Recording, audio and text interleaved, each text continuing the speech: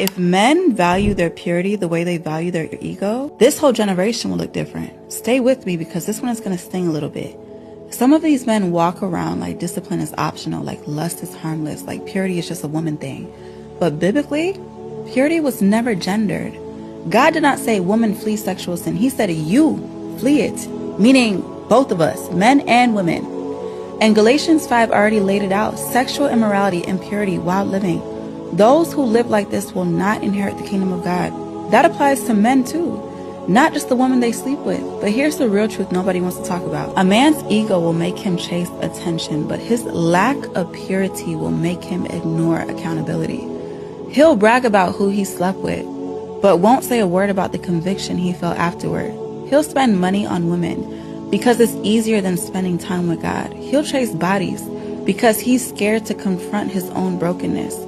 If men valued purity, they would stop using women to medicate what they refuse to heal. If they value their purity, they would stop confusing dominance with leadership.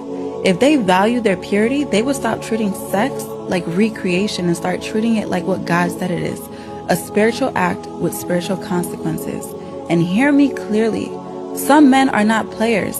They're lost. Some are not city boys. They're wounded.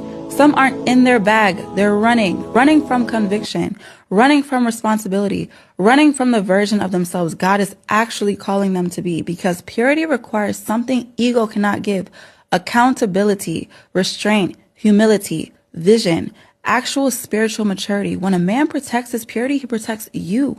When a man honors God with his body, he learns how to honor a woman with his actions. When a man submits his desires to God, he becomes trustworthy with someone else's heart. Sis, hear me. A man who guards his purity won't play with yours.